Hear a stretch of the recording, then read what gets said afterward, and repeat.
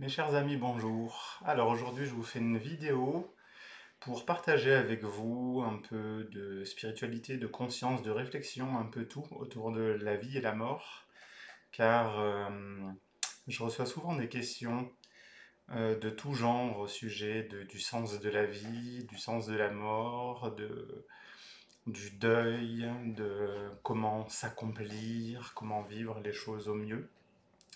Et récemment, j'ai reçu un message extrêmement touchant qui me posait plusieurs questions et je me suis dit que plutôt que d'y répondre brièvement ou de proposer une séance individuelle, les questions étaient tellement belles et émouvantes que j'ai préféré en faire une vidéo et la partager à tous ceux qui veulent bien la regarder. Donc je commencerai une petite introduction par dire que on n'a jamais appris à vivre. Voilà. Je pense que le sens de notre vie, c'est d'apprendre à vivre bien, en harmonie avec soi et tant que faire se peut avec les autres. Et que c'est ça pour moi le sens de la vie. On pourrait évidemment parler du fait de se rendre heureux, de faire de son mieux pour être heureux, de s'épanouir, on peut parler des missions de vie, on peut parler d'énormément de choses. Mais je pense que le chemin, si il devait y avoir un chemin, non, je vais même en mettre plusieurs, ce serait évidemment se rendre heureux. L'autre phase, c'est aussi guérir ses blessures du passé, guérir ses blessures de vie antérieure. Et pour moi, le chemin de la vie ou l'apprentissage de la vie nous permettrait d'apprendre à mourir en paix. Voilà. Donc, voilà mon introduction sur le sens de la vie et de la mort, c'est d'apprendre. Nous sommes venus sur la Terre, la planète école, pour apprendre. Apprendre l'amour et apprendre la paix. Alors, je vous fais un petit topo des questions et des sujets qu'on va aborder. Pourquoi suis-je là? Qu'est-ce que j'apporte à ce monde? Comment vais-je partir? Y aura-t-il quelque chose après cette vie? La souffrance en imaginant les autres qu'on aime souffrir de notre mort, donc on est vraiment dans la projection. Et le fait de perdre quelqu'un qu'on aime. Alors, c'est parti. Pourquoi suis-je là? Je pense avoir commencé à y répondre. Je vais dire tu à chaque personne qui est devant moi parce que c'est pas personnalisé. Je vais parler à chaque être humain et j'espère que ça parlera à votre conscience, à votre cœur, à votre âme. Alors pourquoi tu es là? Tu es là car que tu as quelque chose à apporter au monde. Tu es là car tu es indispensable à l'harmonie de cette planète. Je pense sincèrement que tous les êtres humains apportent quelque chose. Et que c'est vrai qu'on prend pour modèle de grands hommes qui changent le monde à l'image d'un Martin Luther King ou d'un Gandhi ou d'un Bouddha ou d'un Krishnamurti. Parce que ce sont des gens qui sont célèbres et célébrés dans le monde, mais je pense que tous les anonymes ont joué un rôle, ont participé. Prenons par exemple, parmi ceux que je viens de citer, Gandhi.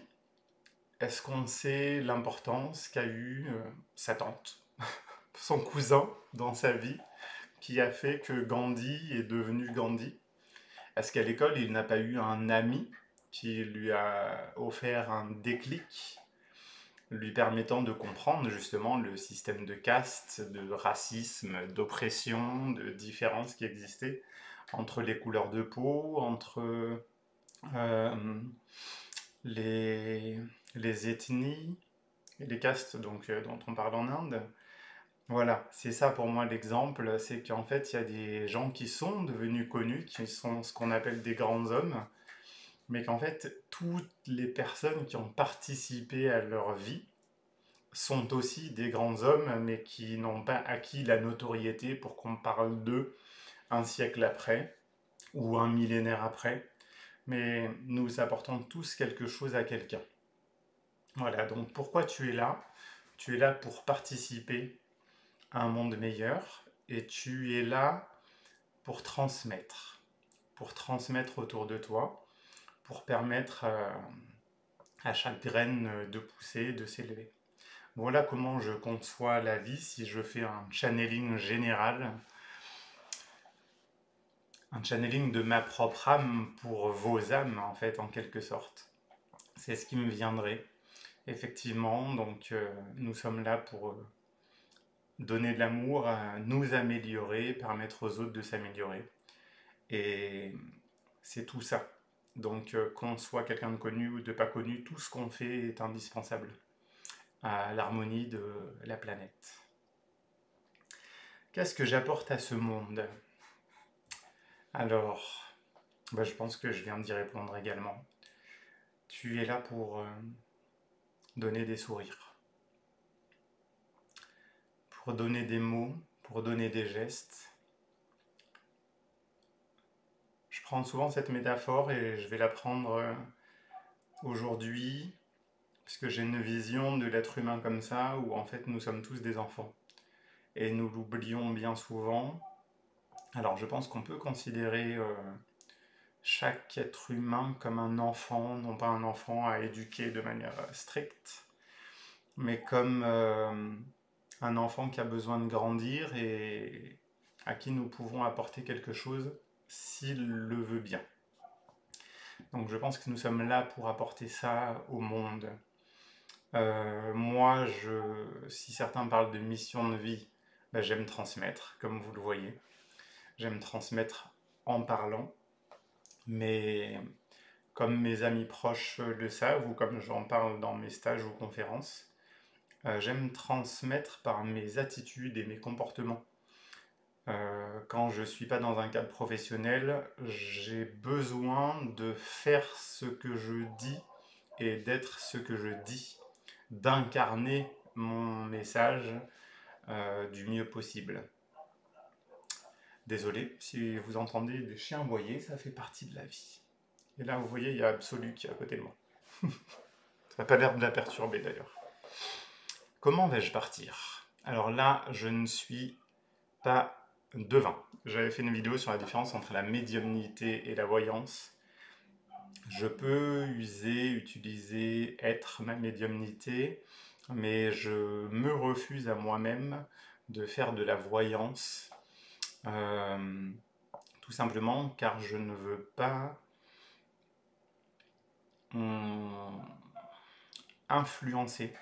influer le cours de la vie de quelqu'un en lui donnant des projections. Donc comment vais-je partir? Je retourne à mon introduction, l'objectif. Parce que c'est pas le comment je vais partir pour moi, c'est comment j'aimerais partir. Donc l'objectif pour moi, c'est de partir en paix. Et du coup, je vous parle à vous et je me parle à moi. Mon credo de vie, c'est de me dire que chaque jour, il faut que je fasse de mon mieux, même si j'aime pas les il faut, pour que cette métaphore de la vie et de la mort se reflète chaque jour. Donc comme si chaque matin, je souhaitais apprendre à commencer une vie pour que chaque soir, en me couchant, je puisse regarder ma journée, donc ma vie, en me disant aujourd'hui, tu as fait de ton mieux. Et voilà. Donc pour moi, l'objectif de comment partir, et c'est pour moi très intéressant, très important, voire même essentiel, c'est que de nombreuses personnes, en fait, au dernier jour de leur vie, se disent j'aurais dû passer plus de temps avec, j'aurais pu faire ça, j'aurais dû faire mieux, j'ai fait le mauvais choix, et repartent avec des regrets et des remords, et c'est ce qui va créer des réincarnations où ils vont devoir guérir et soigner ou améliorer ces regrets, ces souffrances qu'ils ont emportées dans le passage de la vie à la mort. On peut appeler ça au cours d'une vie l'ego, on peut appeler ça au cours de plusieurs vies le karma, mais pour moi la fin d'une vie ou la fin du cycle des vies incarnées, c'est la paix. Voilà, Tout simplement, l'objectif, c'est de partir en paix, de se dire, ben, ma vie était géniale et j'ai fait de mon mieux. Voilà, ça c'est le rêve pour moi du dernier jour. Et donc finalement, comment réaliser ce rêve? Ben, chaque jour de notre vie en faisant de notre mieux. Y aura-t-il quelque chose après cette vie? Ah, j'adore. J'adore parce que j'aime l'inconnu. J'aime vraiment l'inconnu et je vous invite à essayer d'aimer, d'apprivoiser l'inconnu. Parce que, à mes yeux, la spiritualité, ou on dirait le corps spirituel, à la différence du corps mental, n'a pas besoin de comprendre. Donc, qu'est-ce qu'il y aura après la vie ou après la mort? On verra. Donc, j'ai ma petite idée, comme je vous l'ai dit. Je pense que si on termine en paix et en amour pour soi et pour sa vie et pour le monde et les autres, on change de dimension, c'est-à-dire qu'on n'a plus besoin de s'incarner sur Terre, on pourrait s'incarner ailleurs, hein, sur un autre plan, dans une autre dimension, devenir un être de lumière, un guide spirituel, on peut devenir pas mal de choses. Et si on meurt en allant mal, donc on remet une pièce pour faire une nouvelle partie sur Terre, donc on perpétue le cycle des réincarnations. Je poursuis tout de même avec l'idée qu'on peut être multidimensionnel, et c'est le cas d'ailleurs, car un être peut être à la fois parti vers la lumière, mais tout de même rester sur Terre pour accompagner ses proches, à l'image de nos ancêtres. Nos ancêtres, justement, lors d'un channeling, on peut tout à fait leur parler en tant qu'être supérieur qui est devenu complètement amour, tout comme dans un exercice de médiumnité, de passer du temps avec des défunts, les rencontrer avec encore le même caractère et donc les mêmes failles et mêmes défauts qu'ils avaient quand ils étaient en vie. Donc forcément on se dit mais je comprends pas pourquoi il est encore lui sur Terre alors que parfois il est accompli et parti dans la lumière. Ben, car en fait nos âmes sont multidimensionnelles et peuvent être les deux suivant le besoin de l'être terrien et le choix de transmettre de l'âme partie. Donc certains aussi appelleraient ça des signes de la vie. Quand on voit un nuage, certains aiment la numérologie, une plaque d'immatriculation, un signe, une flaque d'eau, un caillou, un mot sur une publicité. Tous ces signes de la vie sont pour moi des signes soit de la vie globalement, soit de nos guides spirituels, soit de nos ancêtres, etc. etc. La souffrance en imaginant les gens qu'on aime souffrir. Il y a un paradoxe là-dedans, c'est que à la fois je pense qu'on a peur de laisser des gens qui souffrent, et à la fois je pense qu'il est quand même aussi naturel de se dire bah, je préférais qu'il y ait beaucoup de gens qui pleurent ma mort que le monde entier s'en foute complètement que je sois décédé et que les gens aient très bien le lendemain, comme si je n'avais jamais existé ou que le jour de mon enterrement, il n'y ait personne. Donc on a tout ça qui se mélange et ce sont pour moi des projections, et qui dit projection dit inutile. Donc évidemment, les gens qui... J'aime beaucoup cette idée, c'est que quand on est sur Terre, on a peur de mourir, mais finalement quand on meurt, on va très bien, et c'est ceux qui restent qui souffrent de notre départ. Donc oui, les gens que tu aimes vont souffrir de ton départ. C'est ainsi. Et de toute façon, tu seras là pour le voir, tu seras là pour les épauler, tu seras là pour continuer à veiller sur eux. suivant les états de conscience des uns et des autres. Vous savez, quand on a la tête dans le guidon et qu'on est dans le métro boulot dodo, on oublie tout ça, qu'on est toujours accompagné, qu'on est toujours guidé. Et quand on est dans des états de paix intérieure, de bien-être, on sent des présences. Donc il y a ce paradoxe qui me mène à la formule suivante, qui est je serai triste et seul si la personne que j'aime part. Bah, les personnes partent mais sont toujours là. En fait, c'est un des paradoxes magnifiques de la vie et du chamanisme. C'est que on peut être seul physiquement et être extrêmement bien accompagné. Comme on peut être toujours accompagné, entouré et se sentir profondément seul à l'intérieur. Il y a cette formule de Johanne Razana Mahai, ma mère, que j'aime beaucoup, qui dit on est seul face à sa conscience, on meurt seul face à sa conscience. Et je valide totalement. C'est que le jour du, je vais dire jugement dernier, parce que j'ai une éducation judéo-chrétienne, mais j'aime pas le jugement dernier, le dernier jour donc, effectivement, il y aura nous et notre conscience pour jauger, pour estimer, justement, comme je vous l'ai dit dans le cheminement de cette vidéo, ce qui a été fait. Certains seront très dans la dualité, très binaire, très manichéen, un peu façon spiritualité égyptienne, le solde du bien et du mal. D'ailleurs, dans l'islam aussi, et dans pas mal de religions, il y a ça. De quantifier, de mesurer ce qu'on a fait de bien et ce qu'on a fait de mal. Moi, je prône l'unité, donc la non-dualité, donc il n'y a pas de c'est bien, c'est mal ce que j'ai fait, il y a juste ce que j'ai fait de mon mieux. Savoir se contenter de ce qu'on fait, de ce qu'on est. Donc, pour revenir au sujet, oui, on sera triste quand l'autre sera parti. Et bah, j'ose vous poser la question. Euh, vous avez déjà vécu des deuils, je suppose. Et ceux qui me connaissent très bien savent que moi j'ai vécu pas mal de deuils. Je pense que c'est la vie. On vit tous des deuils. D'ailleurs, j'avais écrit un texte sur.